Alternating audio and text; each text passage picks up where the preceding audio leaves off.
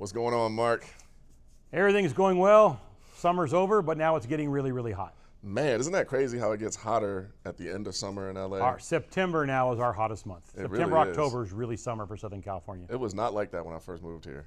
No, it's gotten that way, and now what happens like this week, it's for us, Yeah. it's fairly humid. I feel like that's a good first question to ask. How do you feel like that impacts the bowling alley and the lanes? Because I feel like bowling in my house, our lanes were hooking like crazy this See, summer. to me, it's different here because the way my air conditioning sets up, there's air conditioning there and there. Oh, you can feel it. Yeah, it's and different then at in the here. foul line there, but I have no air conditioning in the back. Oh, So when I oil them, my oil spreads. Everybody thinks because it's hot there, when my oil spreads on this, they're way easier. Because now I don't really have hold. You watch, there's been 2 lessons today. You guys will have more hold than usual. Because my oil spread down the lane. It got thinner and longer. okay. And then the first couple bowlers today were both really good, plus 200. They played the lanes perfect. This is about as easy as they've ever been here. Oh, wow. So the heat has made my lanes easier. But the problem I find with heat is it makes the approaches sticky. So, you know, in Southern California, if you can go to Westminster, they're always pretty slippery. But you go to other bowling centers, it's like bowling in glue. Yeah. So when people come from like Texas or they come from especially Florida, they think my approaches are super, super slippery. Yeah. Bowlers that bowl at Westminster think my approaches are super, super tacky. Yeah, they're used to So it. the weather does have a lot effect on it. Now I don't have league in here, so maybe being this hot, like at Winnetka, that side door, lane 32, is always open all day. So when I coach down there, it's warm in the right side. And you coach on that end. Yeah. Because that door never shuts, so that's different. Yeah. So I think the weather has a ton to do with lanes. That's good to know. A lot of people Has assume more to just do with the because it's approaches, I think. Yeah, the approaches. Okay. And when the lanes are, the oil is getting spread out, like you said, it's providing hold for people down there. See, what happens is, especially people that bowl in the Midwest, because it's so unbelievably cold outside, what do they have going? And they have it hot. Exactly. So now when it's unbelievably hot outside in Southern California, they got the AC on max. Max makes the AC hang. It doesn't break down as fast. But in the winter, you got the heater on. Yeah. The heater evaporates the oil. That's my theory. Who knows? Who knows? But I do notice a difference here. When it's the summer, my oil stays longer. In the winter, my oil breaks down faster. Okay. So there's the logic behind that. So let's see if we got some questions from our viewers for you. They definitely have still been asking. We appreciate you guys asking these questions. We're going to dive right into it. First question, would your transition logic apply when you're bowling a 5 to 8 game tournament? Well, the transition is going to happen more often. Depends on who you bowl with. Yeah. You bowl a 5 to 8 game tournament, I think the transition is going to happen at least 2, probably 3 games. First 2 games, big jump. Game 3, 3, 4, 5, they get pretty good. Giant change in game 5, 6, 7, 8. Maybe game 8 they transition again. I remember you taught me after the first game in league, you always assumed I'm going to have to make a 2-in-1 move. Or a 2. I always thought the 12th frame of league I'd always move because, you know, from the time I was on the lane in the 10th frame till I come back in the 2nd frame, you know, the lanes of 18 bowlers are throwing shots, so my lane has to change. Yeah. On the when I go back to the odd lane that I didn't finish on. So yeah, there's, you know, now that my son bowls a lot of tournaments and we see it, the first 2 games, a lot of urethanes being thrown to stretch the pattern down, then they switch to the reactive, then they blow the fronts up, the back ends get a little tight, and you got to move left, add a little rotation. So I see there's 3 distinctive transitions now when I watch my son bowl. Nice. Great answer. This one's actually about one of your videos for seniors, your video for seniors. So in the video, you tell people to add rotation later. But as far as they can tell, you don't really explain how to do that. So they're wondering, how do you add rotation later in your swing? Later means later in your release. So what happens is there's so many, you know, as we're here on YouTube, and if you're watching this, it means you watch it all. So what's the most common thing talked about on YouTube? Rev rate and release. Yeah. I don't talk about that much. So because there's a simple reason. Everybody sees, so I get to my lesson today.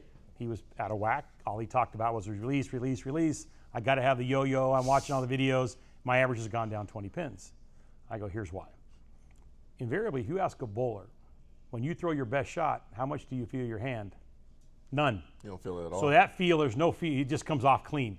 So you're doing whatever, you know, you're turning it less and you're turning it later. You're turning it out here. So once people start focusing on their release, invariably, once your focus becomes a release, you turn it early and you turn it a lot. So when that happens, you lose accuracy and breakpoint control. If you're not accurate and you can't control the breakpoint, you can't score. So yes, I know what EJ Tackett looks like. His release is the best it's ever been probably. But if you watch him in slow motion like I do, and people want to see him every day. So I watch more video of EJ than EJ watches. Yeah. And I've been very fortunate to work with EJ a couple times. He's an unbelievably talented individual. But if you watch it where he turns it, then to me there's a release window. He's constantly turning at the end of the window, and he doesn't really turn it that much to create that much shape. So when I say turn it later, there's, from the knob on your foot till about 3 inches in front of your toe, it's kind of like look at the release window. The good bowlers turn it at the end of the window. Why? That's how your shoulder functions. If I turn the ball back before my heel, I can actually turn my arm all the way around. And I'm not a flexible human. Yeah. But if I turn my hand out in front of my toe, that's as far as my hand will go. That's what I call it, the horseshoe.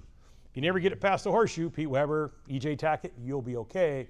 So especially for the seniors, because they're always getting told to try to throw it harder or turn it more, invariably they turn it early and their ball reads soon. If you turn it later, the ball reads later. So on that senior video, because I'm telling you, once you're over 60, there's no throwing it harder. Father Time is undefeated. Yeah. Michael Jordan's not guarding that dude from Oklahoma City this year. No. That guy would shoot now in Michael's prime, I'm sure he would have been okay. But when you get old, things just don't work as well. Yeah. When I play golf, if I hit it 220 now, hey, good. we're doing good. That's about as far as it goes. It's just how it works.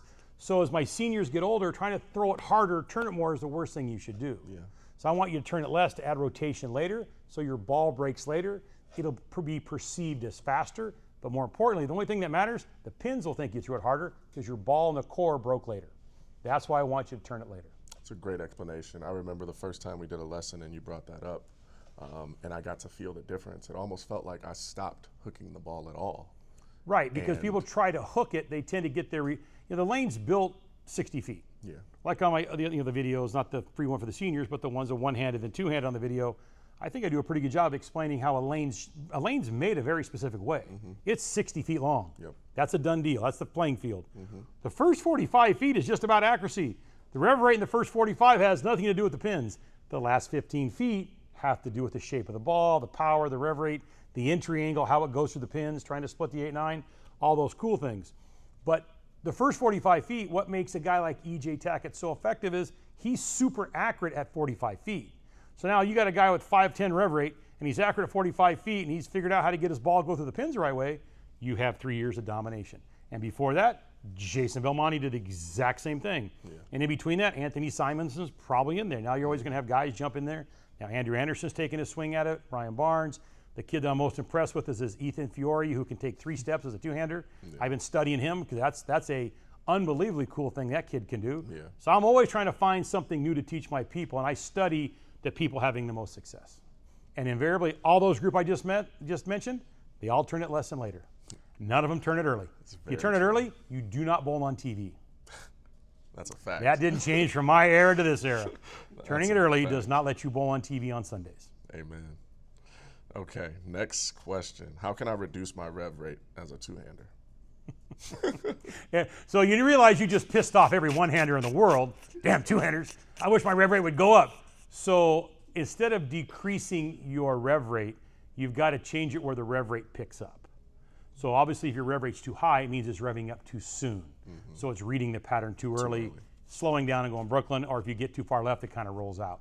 So either you got to add a little rotation, or you got to find some ball speed. You know what I'm saying? To me, that's always going to come to timing. If your rev rate's high and you lack speed, that means your hands are doing the work and your shoulders, and your lower body's not in front of it. I say it every time, if you really want to see how this really works, Jason Belmonte is fundamentally correct.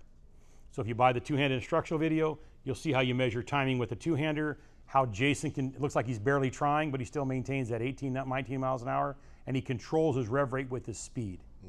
The speed controls your rev rate. Yeah. So in focusing on having a more consistent ball speed will help you with your rev rate. I mean, you would have to have a rev rate over 600 to try to decrease it. Yeah. Good point. Next question. Any tips and drills I can do to improve my footwork, to improve my bowling? If you want to do, I've never been against, when I went to Sweden, they were big, and I've been to Singapore to coach, they were big on putting tape on the lane where your feet go. I think those are some effective, first steps here, second crossovers under your head, third step goes a little bit left, fourth step goes where your third step was, and you slide.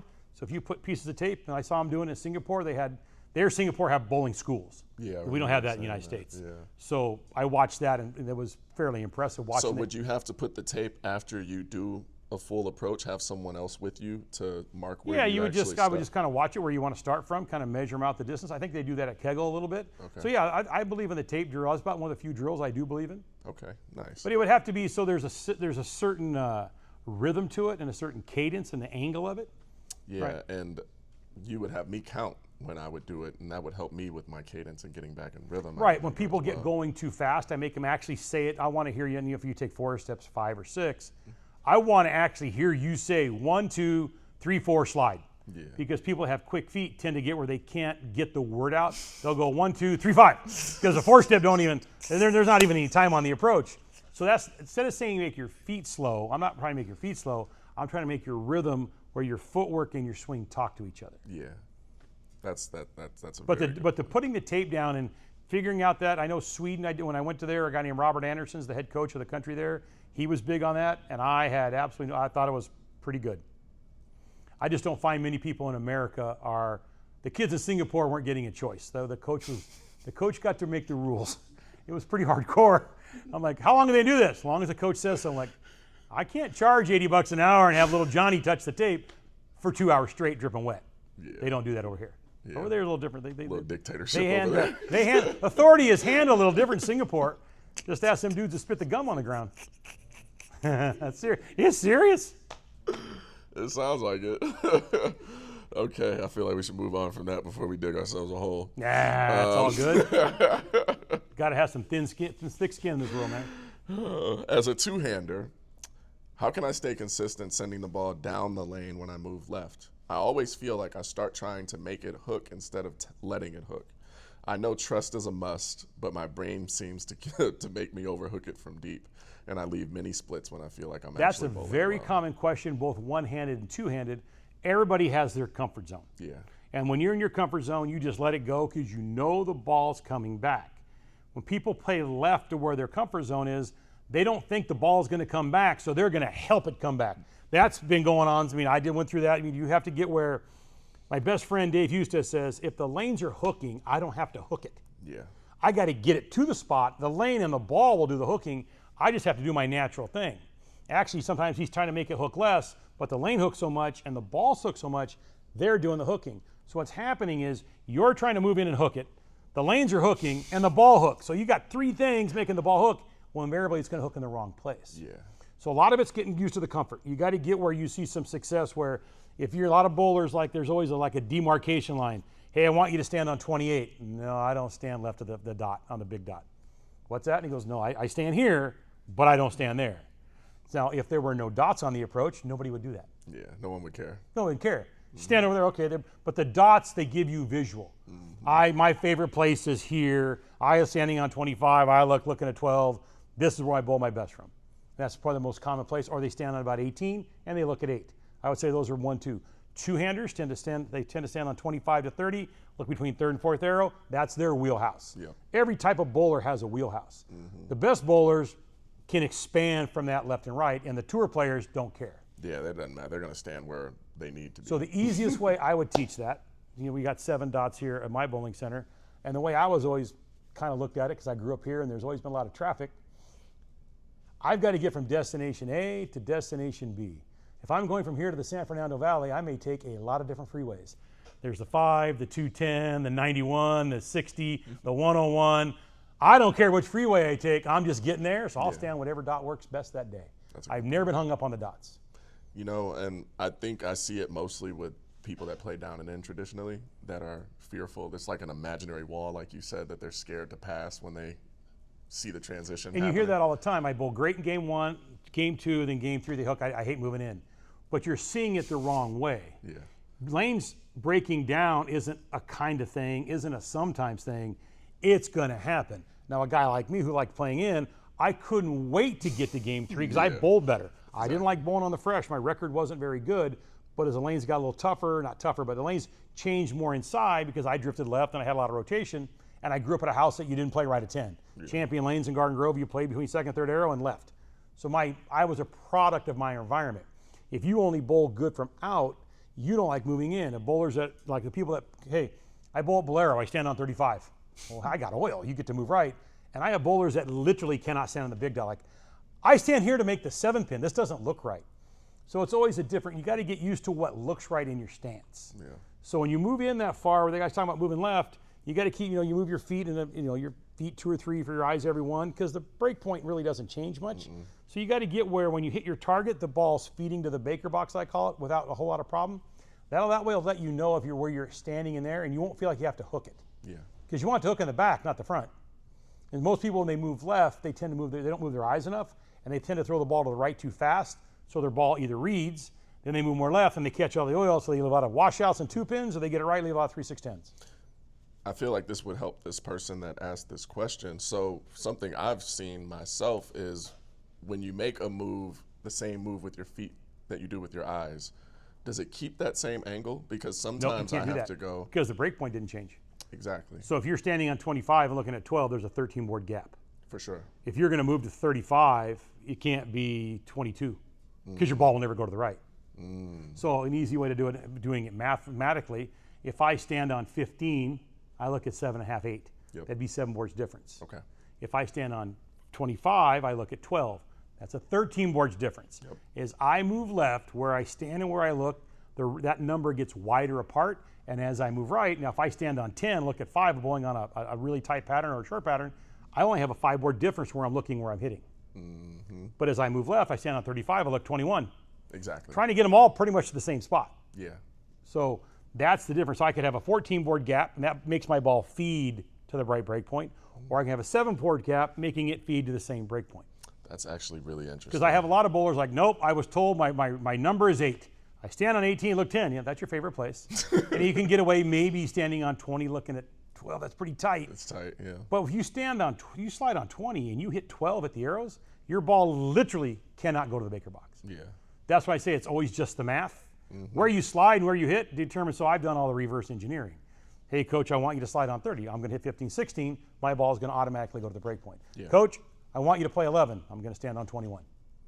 So you give me one side of the. So most of the pros know when I do my camps, I ask all the different pros, and most of us don't bowl. None of us bowl for a living anymore. But you ask us, you give us one end of the equation, we'll give you the other one. And then we go like, so if there's hold, the 22.5, 20, stand on 25, look 12.5. But if there's hold, I might go 24, 13, take my hand, thumb it down a little bit, get it rolling over the top of my toe. I mean, we have all that touch because we didn't switch balls very much. Yeah. Okay, now they're really hooking. Now I'm going to stand 26, look 12, 13. I'm going to catch it later and fan it down the lane, so my misses are way right. So that's the nuance that goes with all that. So that's the fun stuff to me. Okay.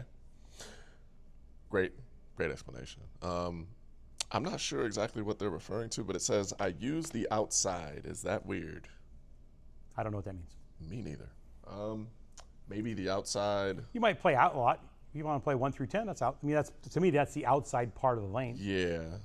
Or if you're using the outside part of the ball, that means you like playing down and in. Okay. So either answer makes you like playing right at 10. You just got to either throw it really, really hard. And there are some guys that can throw it 20 miles an hour with a rev rate of 250. They never play in. Yeah. They're a product of their environment. Somewhere they bowl between 5 and 10s, hardly ever. Some house shots, they don't oil the 5 boards between 5 and 10. If you go down to the masking unit and you look back, the lanes are actually a different color.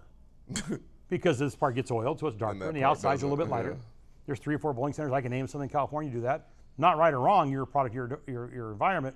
So if you can throw it Mach 1, like as my career, as I became a better league bowler, that's what I became. Before, when I was pretty good when I was a kid, I played left everybody. At the end, when I was high average in Orange County, when I was 55, I played an arrow right of everybody. Because I was big, 6'4", 275. Well, I could throw it Mach 1 and not really be trying to throw it hard. So I was always the guy that played the farthest right at the end of league. I became the guy I made fun of when I was 22. That's funny. But that's just what you're a product of your environment, and you have to take what your skill sets allow you to do. When I got older, my wrist was shot. I just didn't have any more. That rev rate just kept going down, but my speed kept going up, so I kept moving right. It was actually pretty easy. You realize how some people have. You got to do what you can do. You can't do it. People get told all the time, here's what you should do. Coaching isn't me telling you what to do. Coaching is me telling you what I think you can do. Because nothing's more frustrating than me telling you, Rich, this is the answer. Today we have Stephen. Hey, I think you should do this. He's like, Coach, I can't do that. Well, if you can't do that, you're not going to get better. That's not coaching. Yeah. Okay, Stephen, what can you do? I see this. Let's do this to accomplish your goal. Yeah. That's what coaching is, me figuring out your skill set, whether athletically or bowling wise, and how you see that, and then figuring out a game plan to let you do something you can do, so you mentally know I can do this. Perfect. Nothing worse than taking a lesson and the guy for an hour tell you what to do and you can't do it. And well, you just got to, you got to get worse where you get better. Yeah.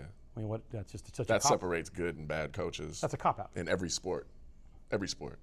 Well, it happened to me when I took golf lessons in the mid '80s when I was bowling on tour, and I was one of the best bowlers in the world at that time. So I got into golf. My dad joined a country club. I wanted to learn how to beat my dad.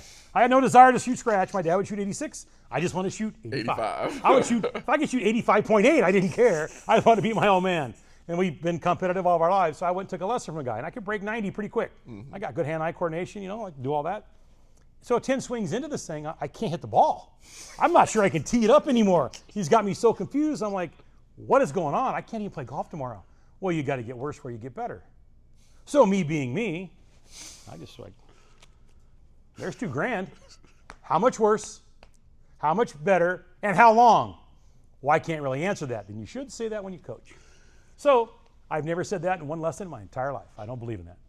There's something I can help you with on every lesson. What's crazy is everyone that leaves here, usually the week after they leave, they are bowling drastically better. And we've got testimonials of a handful of people that we've brought through, so you're in good hands. One of the beautiful things about what I do for a living is how hard you guys try. I have literally never had to say, in 16 years of giving lessons, I've done my fair share, north of 30,000, 45 camps, 200 clinics with Chris Barnes. You know what we've never said when Chris and I were driving from town to town, getting ready to do a next clinic? We've never said, today they didn't try very hard. It was always like, dude, it was 4 o'clock and we couldn't get them off the lanes. I do camp in a month. It'd be 36 bowlers. At 5 o'clock, I literally have to go on the microphone. No more balls. They're going to charge me extra at Sunset Station if you keep bowling. So the people I coach try so hard. All you have to do is shape that. So it's 100% effort.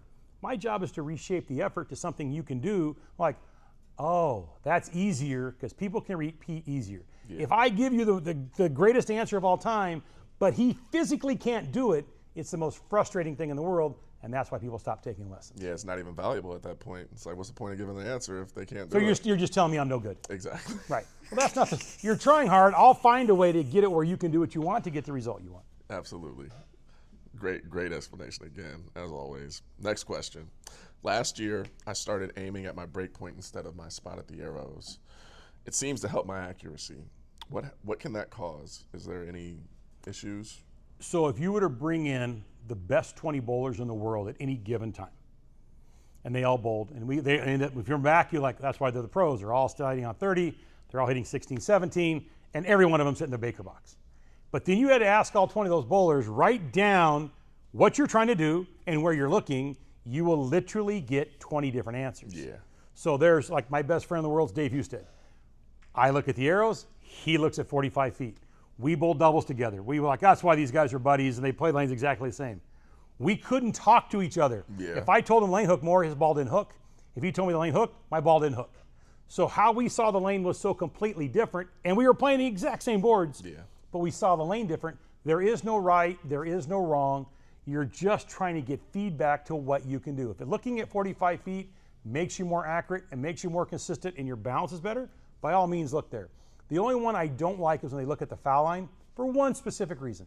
Head down. I can't do it. I can look anywhere else and make it work. If I look at the foul line and try to bowl, I think I'm going to hit myself in the ankle with the ball because my swing comes into the foul line. So I'm afraid. So I can't teach the foul line very well. I adapt to my bowlers that do. Tell me where you're looking. So I start doing the math in my head. Okay, look here, slide there. Okay, we're good. But physically I can't do it, so I don't like teaching it. Yeah. Anywhere else you look, I'll adapt to you. So there is no right or wrong answer where you look. Okay. Which one makes you the most consistent, in balance with accuracy? Do what you do. Makes sense. As a two-hander, while bowling in front of the ball return, how can I practice adding speed with such a short approach?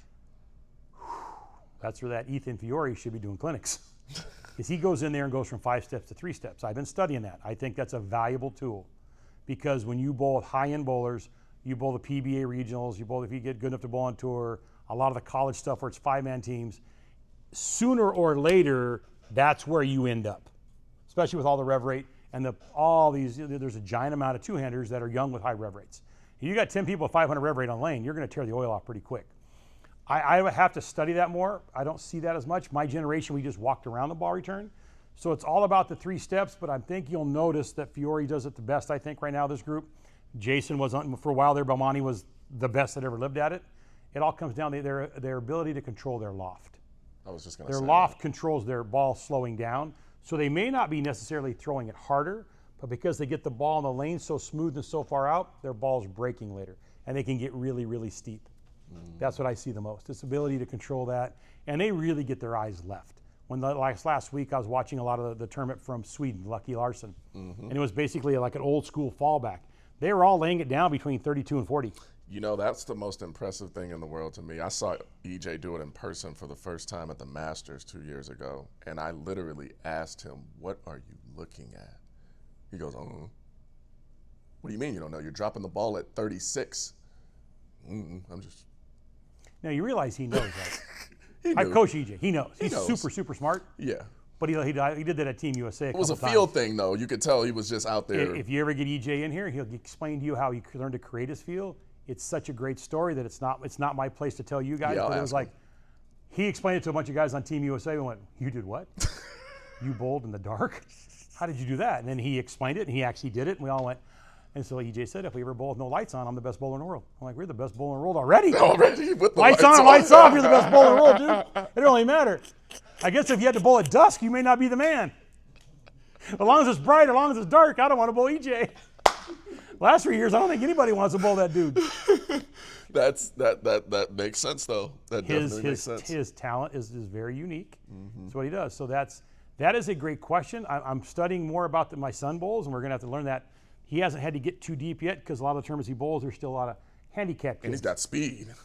Well, he can throw at 21 without a whole lot of problem because he's got unbelievably long levers. But sooner or later, if you bowl that group, you can't overthrow it because the ball won't slow down in the right place. Exactly. So he's going to have to learn to get a little farther left, and that he's got, he's 6'5" now, and he might get taller. So understanding his legs, I'm really studying the Fiore kid because I like the 3-step thing and how he's able to get his angles so open and keep his speed down. His rev rate actually comes down, but he creates the shape that's, he already won a major and he's made a bunch of shows. Yeah. So that's the thing I'm studying next, how to teach that.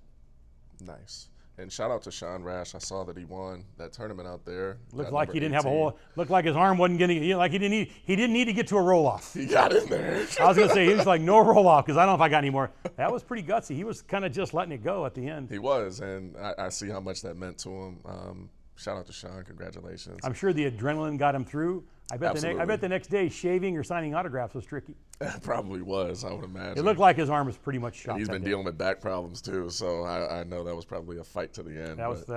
Those shows are fun to watch. Yeah, it was. One more question. If I have a kid that is getting pretty good and they're in middle school, think that they may want to do this in college, what approach would you take to get them in front of some college coaches or well, the easiest, there's a couple easy ways. I mean, there's the Combine. They have it every year at the ITRC in Arlington. There's a couple different websites that you can join. That their job is to find new colleges to match up what your grades are and how you bowl, whether you're 180, 190, 220. Bowling, Team USA trials. All the Team USA coaches there. A lot of the college coaches are there because most of the kids are college kids. They bowl the PBA Junior Chicago. Obviously, junior gold, that's pretty spread out. So the college kids, the college camps is there. And then probably the easiest way to do it is just have enough guts to write on a letter.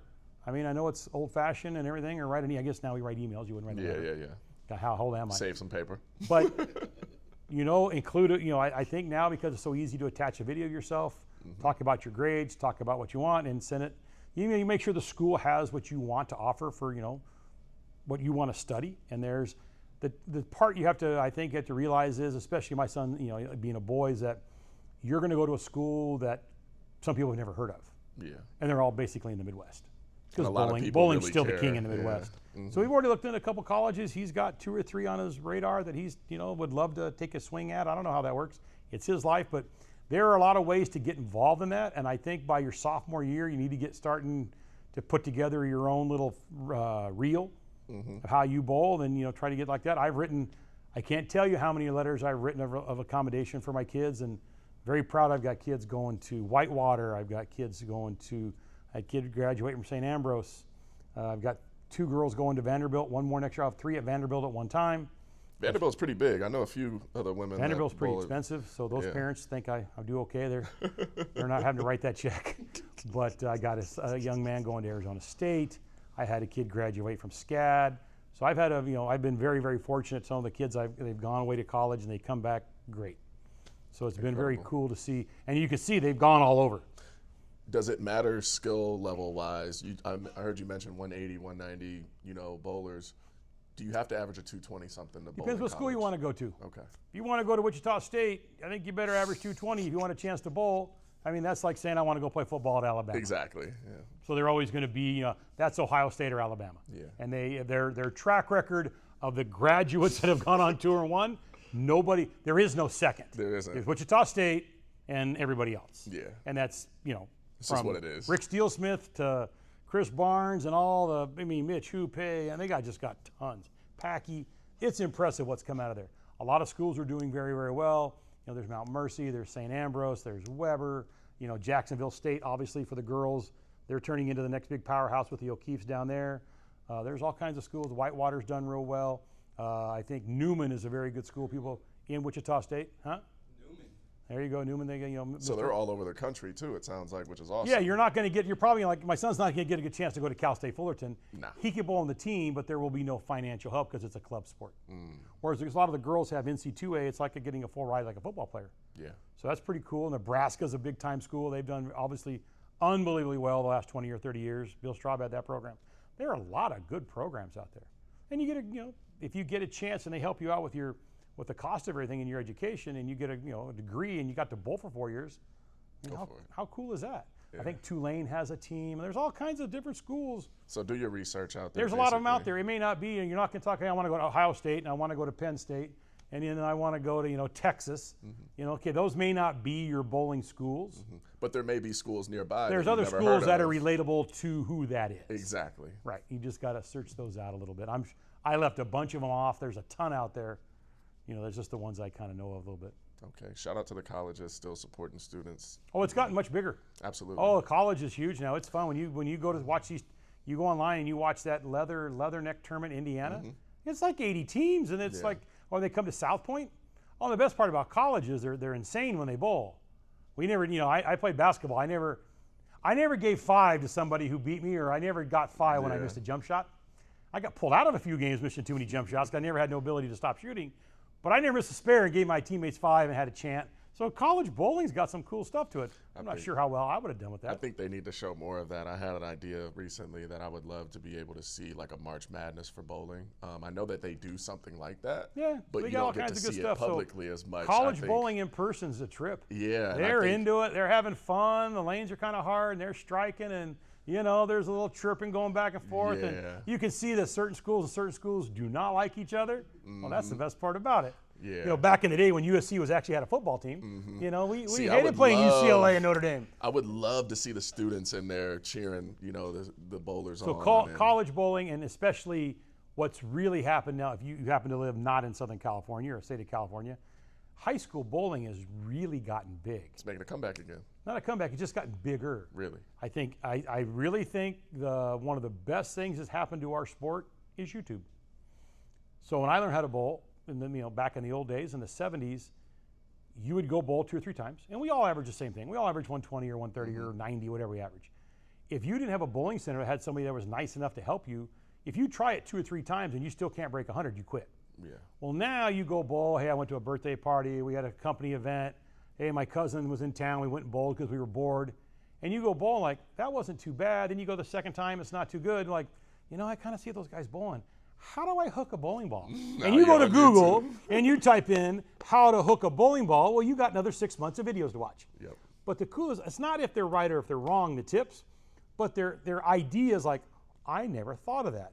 I'm going to go to the bowling center now. And try it. I got my phone with me at the lanes. Like, that guy in Korea can really rev this thing up. How do I do that? So they go try it for a week. Well, that didn't work. Let me try. Hey, there's Brad and Kyle. Let me give that a swing. There's Packy. Hey, there's a cleanup crew. So all these different avenues are out there, so it gets the bowler back in. And I know it's working because then they show up here. Hey, I've tried everything on the internet and I haven't gotten anywhere. I'm like, well, how long have you been bowling? 3 months. So obviously the pro shop guy where you live's pretty sharp because you got 2 3-ball bags and a $250 pair of shoes and you can't break 100. Somebody knows how to sell. So congrats to all the pro shop guys. They got 6 balls, like, hey, let me get my spare ball out. Well, bro, you average 90. Obviously it ain't working. I'm that coach. I'll tell you the truth. Anyways, YouTube has been the best thing for our sport. I think YouTube has been the revitalization of bowling since COVID. Me too. COVID, we all sat home, and I never go on YouTube. COVID, I did. My son and I, we watched barbecue. We watched how to barbecue. The Barbecue Brothers were by far the best. But the videos we watched the most were the guys that didn't know how to cook chicken or how to cook a steak. The best was the guy who was cooking and his wife's in the background. You realize it's going to start raining? No, I'm good. So you take the steak and da-da-da-da-da-da-da, lightning strikes and there's water on the steak. That was the best video we watched. So I did that. So I watched YouTube for that. Yeah.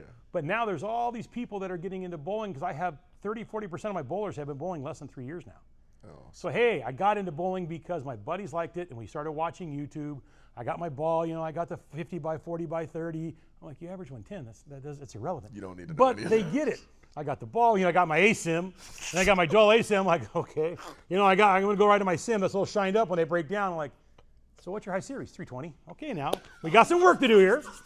We got a little bit backwards yet, but they try. I want to do the yo-yo. Oh no, I get that all the time. So what's your average? 120. I'm just haven't quite mastered that EJ Tackett yo-yo release. I said, you know what? Neither of any of the other guys on tour. But I said, no, that's why I said, like, you realize that may not be the way to start. Why is that? Well, say if you average 105, you're still struggling with what 2 plus 2 equals. That's 4. That's what you come to me for. We got to figure those things out. When you want to go to EJ Tackett's release, that's the 3rd year at MIT string math. That's like, 20 kids in a country to get that. Now, here's the thing. I said, now Mark Roth told me, got to change my mental outlook at how good I was. Like, at any given time, there's 30 great bowlers in the world. That's it. There's 30. You got to be one of them. So if you're one of them on tour, you only got to beat 7 guys a week to make the top 24. So why are you excited to make the top 24? That's your job. Yeah. Now, Mark Roth told me that. I made 23 finals in 1 year, quite a few. Made 130 in my life. Mark Roth changed my mind.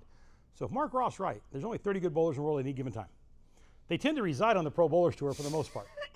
So you think numbers 2 through 30 who are getting their ass kicked on a weekly basis by this one dude aren't trying to repeat that release? So if the best guys in the world who practice the most can't imitate his release, if you're averaging 120, you may not be able to imitate it either. Yeah. Oh, that makes sense. So I have a cool way of putting things, but I'm not sure anybody else. I'm pretty sure if Chris Barnes could figure out EJ Tackett's release, 100 games a week, no big deal to him, he'd be trying. He's got a breath in his life. Chris is going to try hard, so you got to be careful how they put those things in order. But because of YouTube, I get to see him. So then it's my job to convince him, hey, we'll get to that, but first, that one in the front, we got to hit that one a few more times. First. Let's do 2 plus 2 stand on 20 first. and look at 10. What is that? So you're trying to do the yo-yo release. You don't know the board. So it's like playing bat. So I try to explain to you, but you got to know the playing field. Well, why? That's like playing football, not knowing how far 10 yards is. Yeah. Say, Mr. Referee, we got 7 yards and 3 downs. How'd we do? You get to kick. So if you don't know where the arrows are, you don't know where the break point is, how are you going to hit anything? See, I might spend a little too much time at the training center. I got nobody to talk to very much all day. I'm ready to go today. And I only had 1 cup of coffee. No, that's incredible. That's a great analogy. But I hear this every single day. I know. And it's made my business thrive. But just the things they say are priceless. It's mind-blowing, huh? No, but it's cool because it got them here. Absolutely. Before they would have quit. Yeah. So YouTube is valuable. It is. And if they try all those things and every now and then they come in, hey, I want to do this. I'm like, you're not far off. Show me what you want to do. Yeah. That's not bad. I wouldn't quite say it that way, but let's try it this way. And then you're going to get the result that you want. Mm-hmm. Maybe I can say it a slightly different way. It's something you can do. Hey, my ball's never done that before. Yeah, that's what it's doing. Now it's splitting the 8-9. It's not hitting the head pin and going right to the 9 pin every time. Yeah. You change your roll. You're turning it less. With little less yo-yo. Oh, I have him walking in like, oh yeah. Thank you so much, Mark. that was everything, and shout out to all of the new bowlers. Like he said, 30 to 40% of the new bowlers. It's just the amount of new bowlers is amazing. It's every bowling center you go to. Now all of a sudden, all my buddies are proprietors. We have 9 o'clock leagues again. For 10, 15, 20 years, there was no 9 o'clock leagues. Every time I finish league at Winnetka, there is a wait list. People and they're love only bowling. open until midnight. We finish at 10 o'clock. I get it. People love bowling. There aren't as many bowling centers left as there were, but I have a feeling that the ones that have survived this far are doing very, very, very well. Yeah. And I think YouTube has a lot to do with it because of the influx of the new bowler. They're excited. I remember what it was like when I got bit by the bowling bug. Oh, yeah. I would, play basketball in the morning, and I'd go bowl some in the afternoon, and then I would clean all the telescores or pick up the ashtray, the cigarette butts.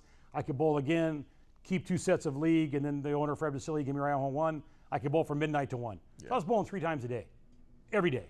I couldn't get enough. Well, they're the same way. The only thing hindering them is how expensive it is to practice. Yeah. So the bowling proprietors out there that are watching this, do like some of the bowling centers around here. Have a pass. For $600,000, $700,000, $800,000 a year, you can bowl all you want from 9 to 5, Monday through Friday. You'll sell those things out like there's nobody's business, and not everybody will redeem them. You got to make these people that want to. You can't charge them $8 an hour to practice. $8 an hour when you bowl once a month, I get it. But if you want to come down there, you're going to spend 3-4 days a week trying to get good at this craft. There's got to be a way we can help them out. Absolutely. And we're doing our part. Because there's so many people that want to get into it. Absolutely. Like I said, they don't. It's never like it now. You have to. Here's where YouTube's also good. In the last 6 months, I've had at least 3 different people show up with no ball, no shoes. I want a lesson like, you're bowled? Nope. But I've been watched every YouTube video the last 6 months. I know one guy goes, in my mind, I know I'm 180. Have you ever bowled? Nope. Never thrown a ball. I'm like, you showed up with a kid in a crib. And they had you got a pair of Crocs on. In your mind, you could be president of He the goes, United States. He goes, I'm very, and the guy was beyond smart. Getting elected. But I thought that was incredible. cool. Like, I got it up here at 180. It is. So I watched all the videos. I got it. I'm like, this is great. So I mean, so it had to change my view of it, obviously. But you know what they do come in with it? Because of YouTube, they come in with excellent questions. The best way to take a lesson, especially from a guy like me, who my brain runs a little quick, that's why I do so well with IT and engineers and accountants. That's probably 30% of my business are those 3 jobs. I do my best to answer all their questions. So the new bowler is like my IT and my engineers. The engineers, I have a lot of engineers that take 2-hour lessons, and the first hour is just questions off a sheet. Some of the questions don't even pertain to their style, but they need to know that's how their brain functions when their job. It has to make some run efficiently. So the new bowlers, because of YouTube, have all these questions. So I can't get it's the best thing ever because they want to know the answer. And they're willing to put time and effort to do better at it to attain their answer. So that's why I think YouTube's really helped, because the new bowler's walking in with an actual, it may not be relevant to what they're doing. The question may not be the one I'm going to answer, but it's a question, and the thing is, their desire to get better, their appetite has been whetted by YouTube. There's a way for me to get better. That's why I think YouTube is so good, not only for our sport, for all kinds of stuff. I mean, YouTube's where you get the answers. Absolutely. And people that are into YouTube tend to really be into YouTube. I'm like, the amount of stuff they watch is pretty impressive.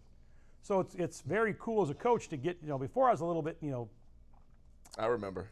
Yeah, but now I'm like, this ain't going away because you're not turning off Mr. YouTube anytime soon. So you better jump on board. So that's why when you and I, we hooked up, I thought this YouTube thing ain't going away. I need to be part of it, not against it. And I am so grateful that you are, because it's great. We have changed, I think, single-handedly the bowling community, and I thank you for that, because I'm not sure about that. We have. If you heard the amount of thank yous that I get from people that I don't even think are talking to me about bowling, just come up to me, thank you, man. I love the cleanup crew. I learned so much. And I'm trying to figure out, what could you average with the way that you're talking about bowling right now? And they don't even care. They're just happy that they have the information, like you said, because nobody else has ever been able to answer or explain things in the way that you do. And it's a gift. And I love the fact that we get to give it away, and so many people are getting into the sport because of it. That's my job. When I first started coaching 16 years ago for a full-time living, my whole goal was never ever to be the best coach, because I don't think that's subjective. Yeah, it is. The last person that made you double is the best coach. Yeah. If the guy in the street corner goes, hey, I can make you double, and you pull over and ask a question, you make it double, that's the new best coach in the world. Yeah. So I don't want to be that guy. But if I figured if I could help the most bowlers, that I could make a living coaching is what I bowled for a living. I did other stuff. I sold bowling balls. I sold for a distributor. Bowling's in my blood. I'm just a bowler. I love watching people bowl. So I've been able to make a living just trying to help the most bowlers. Yeah. And so this has been an avenue to give me a bunch of new clients because of this, and my virtual lessons have done, quite a bit better. So this gets out there because people do watch YouTube. They do. It's something I feel like I have to keep exploring and doing more of, because that's the best way to market. You would have gotten left behind otherwise. And well, there's no more bowling paper. When I was a kid, Exactly. you wanted your name in the bowling paper. Exactly. Every Friday at 2 o'clock, the Pacific Bowler or the California Bowling News came out. So as soon as school was over at Friday o'clock, I immediately went to Champion Lanes, and because I mean, I was a pretty good bowler. I wanted to see my picture on the front of the page. Yeah. That was what bowling is about. How'd you bowl? I made the picture. Top 4, you got to take a picture for that tournament. You got to be on the front page. That's all I live for. Or when we bowl juniors in the middle section, I got my name in black. I wanted to be that guy. Reminds Well, now me there is no more of that. Yeah. So now it's online, everything like that. So YouTube has definitely, I think, helped our sport because now people have an avenue to get better without, if you go to a bowling center and there's nobody to help you, hey, I got something I can try. Yeah. And they try long enough and they start watching all the different videos. I'm sure all the different coaches are getting plenty of business. And it's definitely, I've seen some of it myself.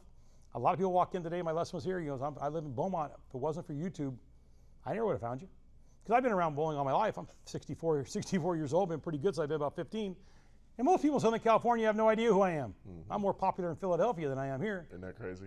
But that's how it works. That's how it always works. Mm-hmm. So, I walk into bowling centers, like now I'm just on, hey, you're Gage's dad. It's come to that. And Gage gets it, like, Dad, can you bring an extra 2? Yeah, I got your ball. So now I'm basically a ball caddy. Like nobody else in this damn place won 4 titles on the PBA Tour. I used to hang out with Mark Roth. I bowl Mark's home for the title, Tournament of Champions. Now you're just a dad. So I'm like, and I was on ABC Wild World of Sports. You been on YouTube? No, I was right before the guy that had the agony defeat that fell down. I was I was talking to Chris Schenkel. Chris Schenkel, the greatest announcer of all time, was my buddy. Who? Yes, I'm on YouTube. Hey, dude, you were a good bowler. You're on YouTube. You don't have to do anything to get on YouTube. Somebody just has to download the damn thing. You actually had to bowl good to get on ABC Wild World of Sports. So on that note, Gage, like that, I'm on 31-2. Nobody cares. All right, Gutty, I got it. Let me put these down here for you. All right. Now I'm just Gage's dad. Now you're Gage's dad, and it's all right. The internet's coach. That's a pretty good. It's a pretty good gig to have, being Gage's dad right now. I love that. Shout out to Gage, man. Thank you so much, Mark. It's been an amazing ride. We're gonna keep this going, and hopefully they take it with a grain of salt. I'm just trying to have fun. I know I can be a little bit over the top, but you get one swing, and I'm taking a full one. Hey, we got to swing. You can't. My mom always used to say, "You can't score if you don't shoot." I think Wayne Gretzky coined that. She might have took it from him for all I know. Because he scored a few goals. maybe she got it from Wayne. No, he said, you can never score the shot you didn't take. Absolutely. So hopefully, if the bowlers still like this, and obviously we'll know if they keep watching the videos and they keep getting the feedback. We'll keep doing it. We're just trying our best to help as many people as possible. Hey, we're still growing. Probably about 100 new subscribers a day, which is crazy. But yeah, man, thank you again. It's a blast.